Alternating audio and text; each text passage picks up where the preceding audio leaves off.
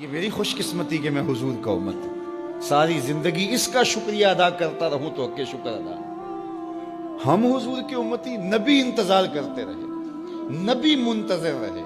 حضرت خلیل اللہ کی بارگاہ میں پکار رہے ہیں، ربنا وابعث فیہم رسولا، مالک رسول بھیج دے۔ کوئی کہتا ہے لیسا بفظ ولا بغلظ، وہ ترشرو نہیں ہوگا، سخت مزاج نہیں ہوگا، ماتھے پہ شکنے لانے والا نہیں ہوگا، وہ پیار بانٹنے والا ہوگا۔ بس وہ آیا چاہ رہا ہے۔ حضرت عیسیٰ نے تو نام بھی بتا دیا نا، مبشرم برسول یاتی من بعد اسمہ احمد، لوگوں میں جا رہا ہوں، چلو نام بھی بتا دیتا ہوں، میرے بعد جو آنے والا اس کا نام احمد ہوگا۔ نبی انتظار کرتے رہے، 12 نبیوں نے انتظار کیا حضور کی امت میں ہونے کے لیے، تمنا کی۔ نستورہ راہب انتظار کرتا رہا، بحیرہ راہب انتظار کرتا رہا۔ شب ہجر کی سختیاں کوئی اس سے جا کے پوچھے، تیری راہ تکتے تکتے جسے صبح ہو گئی۔ زندگیاں گزار دی انہوں نے۔ سلمان فارسی کی کہانی سن لو، مجوسی کے بیٹے تھے، حق کی طلب میں نکلے، باپ نے گھر سے نکال دیا، ایک پادری کے پاس جا کے رکے، زندگی بھر اس کی نوکری کی۔ جب اس کا آخری وقت آیا، اس نے کہا میری تدفین کے بعد غموریا چلے جانا، وہاں کا پادری خدا رسیدہ ہے، تجھے اس سے کچھ مل جائے گا۔ کہتے میں وہاں سے غموریا آ گیا، پھر اس پادری کی ساری زندگی خدمت کی۔ جب وہ مرنے لگا تو اس نے کہا کوئی ایسا شخص نہیں ہے جس کے پاس اب میں تجھے بھیجوں، لیکن نبی آخر الزمان کے ظہور کے لمحے آ گئے، تو یہاں سے یثرب چلا جا، وہ اس نبی کی ہجرت گاہ ہوگی، تیری زندگی سنور جائے گی، تو نے بڑی محنت کی ہے، بڑی نوکری کی ہے میری۔ کہتے میں نے اس کو کہا کہیں ایسا نہ ہو میں دھوکہ کھا جو مجھے کوئی نشانی بتا دے۔ اس نے کہا 3 نشانیاں، ایک صدقہ نہیں لے گا، دوسرا ہدیہ رد نہیں کرے گا، تیسرا 2 کندھوں کے درمیان مہر نبوت ہو۔ کہتے ہیں میں نے اس کی تدفین کی، یثرب کی جانب جاتے ہوئے ایک قافلے میں شامل ہو گیا، انہوں نے مجھے پکڑ کے اپنا غلام بنا لیا، لیکن میرے پہ مہربانی یہ کی کہ مجھے بیچا جا کے مدینے میں۔ ایک یہودی نے مجھے خرید لیا، میں اس کے باغ میں گوڈی کرتا تھا، کام کرتا تھا، کھجوریں توڑتا تھا، لیکن میں انتظار میں تھا کہ کبھی وہ نبی آخر الزمان آئے تو مجھے دید ہو، کبھی عرش پر، کبھی فرش پر، کبھی ان کے در، کبھی در بدر۔ غم عاشقی تیرا شکریہ، میں کہاں کہاں سے گزر گیا۔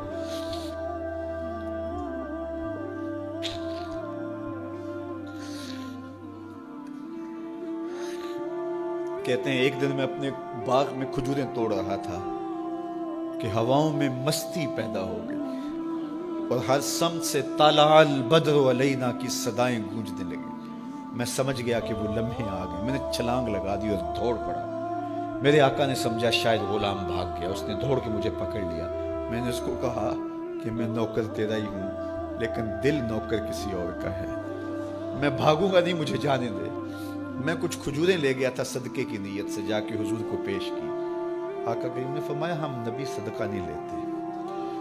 کہتے ہیں نشانی ایک پوری ہو گئی، کہتے ہیں کہ میں کچھ دنوں کے بعد اور کھجوریں لے گیا اور میری نیت ہدیہ کی تھی، میں نے پیش کی، حضور نے قبول فرما لی۔ لیکن میں بھی کہتا تھا تیسری نشانی بھی پوری ہو لے تو پھر مانوں گا، اور وہ کیا تھی؟ 2 کندھوں کے درمیان مہر نبوت۔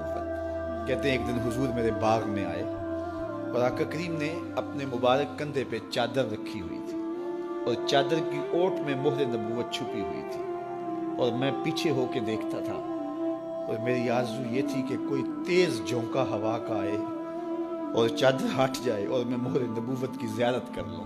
حضور میرے ارادہ قلب سے آگاہ ہوئے، فَأَلْقَى إِلَيَّ رِدَاءَهُ، حضور نے چادر اتار کے میری جانب پھینکی اور پھر ایسے رخ کر کے فرمایا انظر الی ما امرت بہ، اس پادری نے جو بتایا تھا دیکھ لے آ کے۔ تو کہا میں نے دیکھا کہ حضور کے 2 کندھوں کے درمیان۔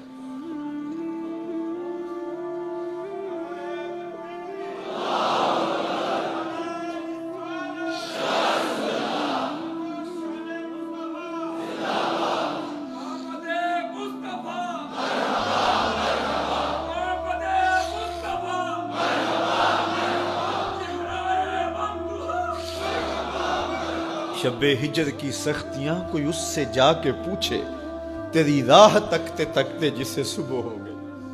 ہم نے تو کوئی انتظار نہیں کیا نا، ہم نے تو کوئی دکھ نہیں سہا، ہم سوئے تھے مقدر جاگ اٹھے. ہمارے والد مسجد سے مولوی صاحب کو بلا لائے. انہوں نے کان میں آ کے کہا مبارک ہو تو حضور کا نوکر بن کے آ رہا. میرے والد گرامی ایک شعر جھوم کے پڑھا کرتے تھے, محمد جانے جانا ہے پیغمبر ہو تو ایسا ہو, رسولوں کی بشارت سے مبشر ہو تو ایسا ہو, امر توقیر کا سب کو موکر ہو تو ایسا ہو, کیا ہم کو غلام ان کا مقدر ہو تو ایسا ہو. میں اپنے مقدر پہ قربان نہ جاؤں, آپ اپنے مقدر پہ نثار نہ جائیں. ہمیں وہ نبی ملا جو نبیوں کا نبی. بنو سعد کے مقدر بھی جاگ اٹھے. اللہ اکبر. کیا وہ خوش نصیب وادیاں تھیں, کیا وہ خوش بخت پہاڑ تھے بنو سعد کے, جہاں حضور نے زندگی کے ابتدائی سال گزارے. اللہ اکبر. حضرت حلیمہ سعدیہ کہتی ہیں جب میں حضور کو گھر لے گئی تو میرے گھر میں روشنیاں آ گئیں. باقاعدہ عورتوں نے کہا حلیمہ تو اتنی امیر ہو گئی ہے رات کو بھی دیا نہیں بجھاتی. بڑے امیر کبیر گھرانوں میں بھی رات کو لوگ دیا بجھا دیا کرتے ہیں, لیکن تو اتنی ہی امیر ہو گئی ہے کہ رات کو بھی تیرے گھر کا دیا نہیں بجھتا. تو حلیمہ سعدیہ نے کہا آؤ میں تمہیں بتاؤں میرے گھر میں دیا کون سا روشن. باقاعدہ ہم جولیوں کو بلایا, پالنے میں حضور تھے, اشارہ کر کے کہا ما کننا نحتاج الی السراج من یوم اخذناہ. جب سے یہ پیارا گھر آیا ہے میں نے سارے دیے توڑ دیے. دیے کی ضرورت نہ مشعل کی حاجت, عجب روشنی تو نے پائی حلیمہ, بڑی تو نے توقیر پائی حلیمہ, بنی تو محمد کی دائی حلیمہ. کہا ما کننا نحتاج الی السراج من یوم اخذناہ. جب سے یہ پیارا گھر میں آیا ہے میں نے سارے دیے توڑ دیے. جہاں روشنی چاہیے ہوتی ہے حضور کو اٹھا کے اس کمرے میں لے جاتے ہیں, وہاں انوار پھیل جاتے ہیں, روشنیاں پھیل جاتی ہیں. کیسے اجالے پھیلے, کیسی روشنیاں پھیلے. حلیمہ دا چھپر کھجوری دے تھلے, حوراں وچھالے نوری مسلے, فرش تو عرش تک پہ گئی دہائی, حلیمہ نے لٹ لئی خدا دی خدائی. اللہ اکبر. وہ سارا دن تو صحراؤں میں گھوم لیتی تھی, اسے جب بھوک لگتی تھی لبوں کو چوم لیتی تھی. بخت جاگے حلیمہ سعدیہ کے حضور ان کے گھر آئے. اللہ اکبر. جدھر سے گزرتے گئے نور پھیلتا گیا, انوار پھیلتے گئے.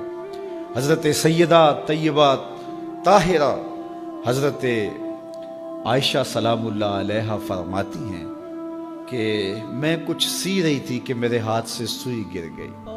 اب حضور کے گھر میں دیے میں جلانے کے لیے تیل بھی نہیں تھا. میں پریشان تھی, سوئی گر گئی. اتنے میں حضور تشریف لائے. حضور مسکرائے, کہتی ہے میں نے گمی ہوئی سوئی تلاش کر لی. اللہ اکبر. تو یہ روشنی تھی, یہ انوار تھے. اللہ اکبر. اذا ضحک یتلالع فی الجدر. جب حضور مسکراتے تھے سامنے والی دیواروں پہ عکس پڑتا تھا. اللہ اکبر. جب مسکراتے تھے نور پھیل جاتا تھا. اذا تکلم رؤیا کالنور یخرج من بین ثنایاہ. حضور کے سامنے والے دانتوں میں ہلکا سا فاصلہ تھا, اور جب آقا کریم گفتگو کرتے تھے وہاں سے نور کی کرنیں چھن چھن کے نکلتی تھیں, انوار پھیل جاتے تھے. ایسا نوری ماحول, ایسا نورانی چہرہ. حضرت ابو ہریرہ بولے کل قمر لیلۃ البدر لم ارى قبلہ ولا بعدہ مثلہ. کیا پوچھتے ہو, 14ویں رات کا چمکتا ہوا چاند تھے میرے حضور. پھر کہا نہیں نہیں نہیں, حضور جیسا نہ پہلے دیکھا نہ بعد میں دیکھا. حضرت حسان بن ثابت پاس کھڑے تھے. کہا دیکھتے کیسے, کسی ماں نے جنم دیا ہوتا تو دیکھتے. خدا نے وہ سچائی پن چھڑیا جدے وچ محمد نو ٹالیا سی. حسینہ جمیلہ دا منہ موڑ دیتا, محمد بنا کے قلم توڑ دیتا. مثل او در عالم امکان متصور نیست. حضرت شیخ مجدد کہتے ہیں حضور کی مثل بزم عالم میں ممکن ہی نہیں ہے, ہو ہی نہیں سکتا. اور اقبال کا لہجہ بھی دیکھیے, رخ مصطفیٰ ہے وہ آئینہ کہ اب اس سا دوسرا آئینہ, نہ کسی کی بزم خیال میں نہ دکان آئینہ ساز میں. تو وہ پیکر تراشا, وہ پیکر تراشا, مکھ چند بدرشا شانی ہے, متھے چمک دی لاٹ نورانی ہے, کالی زلف تیک مستانی ہے, مخمور رکھی ہن مد بھری. کیسا جمال دیا, کیسا حسن دیا. اچھا بریلی کے امام سے بھی پوچھ لیجئے.